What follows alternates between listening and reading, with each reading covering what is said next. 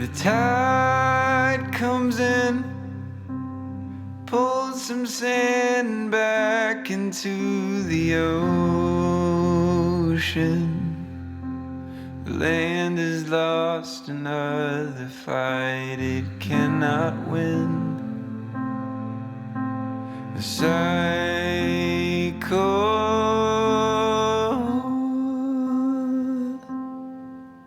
begins.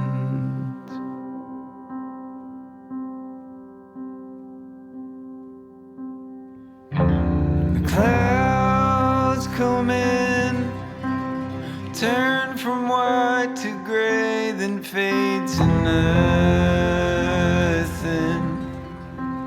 They fall down to the ground just to be reborn again. The cycle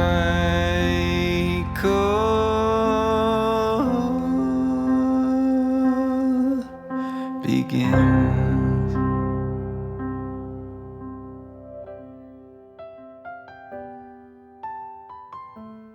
Can you tell us about the character you are voicing? What do you feel will be the hardest part of bringing your character to life? My character is Toby Harper, and I don't even know where to start with that. Well, the part that surprised me most about getting the role was I've never played a gay character before, and he is 100% openly gay, and that's going to be a little difficult for me, not because of any personal issues, but just because I want to portray it as accurately as possible without offending anybody. So I'm gonna minimize camp on the voice and just try to bring myself up maybe an octave, but I want him to be a realistic portrayal of a gay male. And he instantly falls in love with Jamie, and he hates Kimberly, calls her a skank, a whore, all that. And she thinks she's stealing Jamie away from him. And a lot of this is due to the fact that his mental age is around 12, but he's actually around 22. So I have a lot to work on with this character. It's going to be a really amazing challenge, because I'm playing a character who's a bit slower, but also completely openly gay. So it's going to be a lot different than anything I've ever played before, and it's going to be a ton of fun to try to get into. I'm voicing Faith Parker. Faith is struggling. She is going through a lot of stuff, and I think she's slowly starting to lose what sanity she had left, if she even had any to begin with. All I can basically say, without spoiling too much, is she's not someone you'd want as a mother. She's very scary. She's definitely an interesting and complex character. Everything Faith has been my biggest fear as a woman and as someone who plans to be a mother. That's probably the hardest thing, is when I first read the scripts, I was actually crying. I'm dead serious. I was crying because I'm like, oh my God, this is everything I've always feared coming to life and having to act that out. And for me, that is also, it's an amazing thing because I'm able to act out my biggest fears in front of a bunch of people. And that is something that is just absolutely amazing, and a lot of people won't have the chance to do. I think so, without giving anything away. Her name is Tamara Wakefield. She's Keith's wife. Apparently she has excruciating arthritis in her back, but she still has to work the farm to earn her keep, and it leaves her in a lot of pain. I can totally relate to this character. I'm 35. I've had a bad back since I was about 17. I've got 2 bulging discs, arthritis, and bone spurs, and I've gone through physical therapy. I've had a surgery already, and just like her, I cannot stop working. I refuse. I have to stay busy and useful and earn my keep and pay my rent and be a productive member of society. I frequently work myself to the point of needing a cane to hobble around with, but that's okay because I use it to threaten to beat my coworkers with. I'm totally kidding, by the way. We have such similar weaknesses, I have to remember she's still not me. I deal with my aches and pains by joking around and making light of them, but she seems much more serious than I am. I might find myself forgetting that I'm not actually playing myself in this show. Kimberly is 25 years old as of the first episode, and is described on multiple accounts as being incredibly conventionally attractive. She has these massive breast implants, which are often a distraction to Jamie, much to Kimberly's amusement and Toby's disdain. I actually see a lot of myself in Kimberly, in that she's rather sassy, she's considerate and tries hard to be kind, but is prone to running into things with all guns blazing, without much thought to the consequences. I remember reading through the character description and how it described her as the kind of woman who would run headfirst into a fight without thinking things through first, and just thinking, yep, that's me, I'm definitely auditioning for her. I'm voicing 2 characters in the Purgatorians. One that I mentioned earlier is Alice Potts, and she's known as kind of the town crazy lady. But she has some insight, and she's very important to the flow of the story, and she's able to reveal some important things throughout the story. So even though she's a side character, she's very important. The second character that I'm voicing is Mason Parker. He's a 6-year-old boy who's a main character in the story, and he has a very, very involved, very dramatic role in this story, and I don't want to reveal too much, no spoilers, so 6-year-old boy and a crazy old lady, that's me.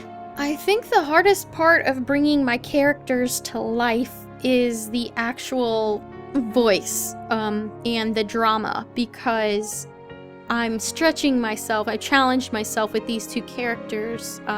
One, Alice Potts, is an old lady who's on the brink of crazy, and I have to bring that urgency to her voice and give her that, age-appropriate sound, and that's gonna be challenging. And also for Mason, because he's a 6-year-old boy, I have experience doing boy voices, because guys can't do boy voices once they've reached puberty, because before puberty, boys and girls sound very similar, so I'm able to successfully pull that one off, but I typically do older boy voices, so 6 is young for me, and so that was a challenge. My first attempt sounded like 10, and that's too old. And I tried again and was able to get something that sounded pretty good for that age. And so the challenge for me with Mason is going to be keeping that age, keeping the voice sounding like a 6-year-old boy, and expressing all the drama of his situation. So I've got to bring the emotion while keeping the appropriate voice. So that's going to be tough, challenging, and hopefully going to be able to pull that off and sound genuine. So that's the challenge for me. So on to Johnny, finally. Johnny is this really nice, kind of cheerful, almost in-your-face, friendly friend kind of guy. Like the kind of guy you're kind of like, okay, buddy, I get it. You're really nice. Stop touching me, please. I'm going to call the police.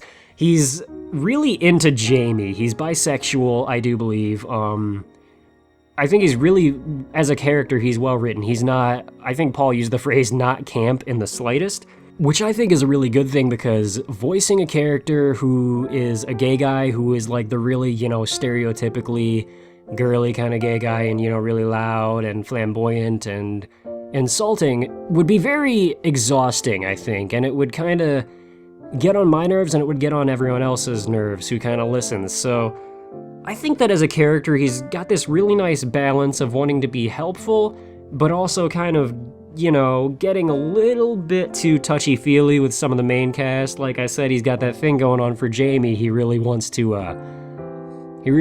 get with him, if you know what I mean. Matching his energy level, because he always seems to be, at least in the bits of the rough draft and the final copies that I've read, he always seems to have that level of energy that's just that step above what everyone else is able to tolerate. He always seems to be high on crack or something. I swear, he's horny and he's high on crack. It's not a good combination. I think that it's gonna really be kind of hard to match his level of energetic innuendos. Well, maybe that'll be the second hardest part of his character, if you know what I mean. Got him! My character's name is Keith Wakefield. A simple farming man with a lovely, lovely wife that he cares for deeply, who unfortunately can't work on the farm as well as she is able to.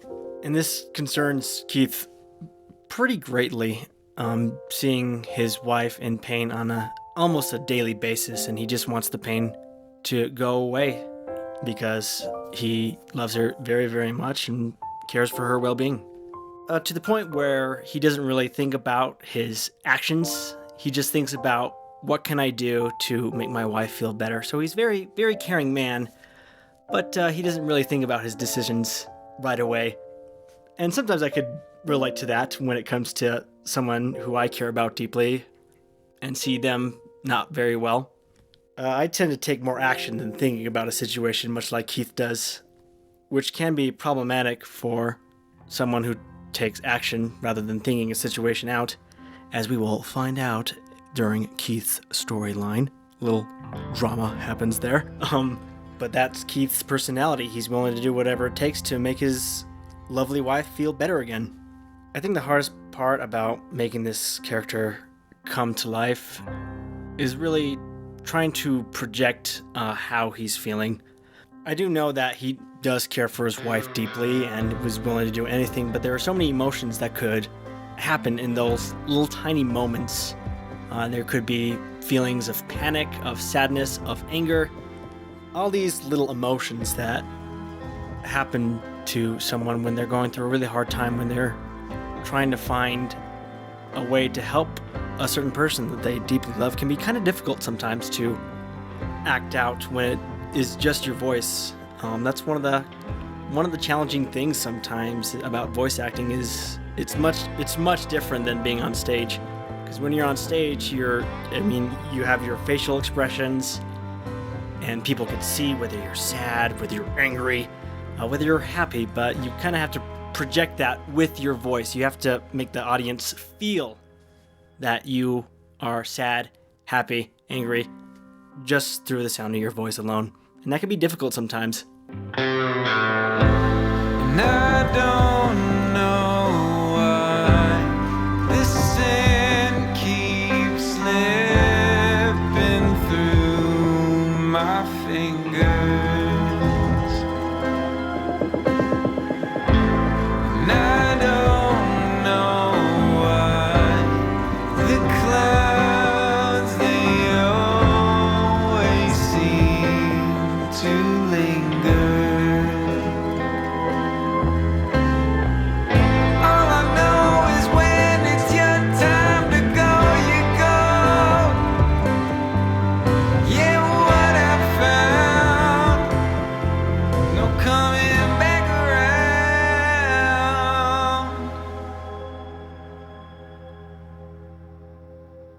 People come and people go, so we're told. I should have known.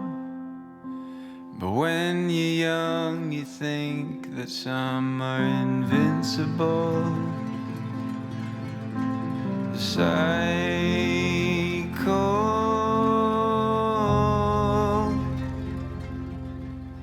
begins.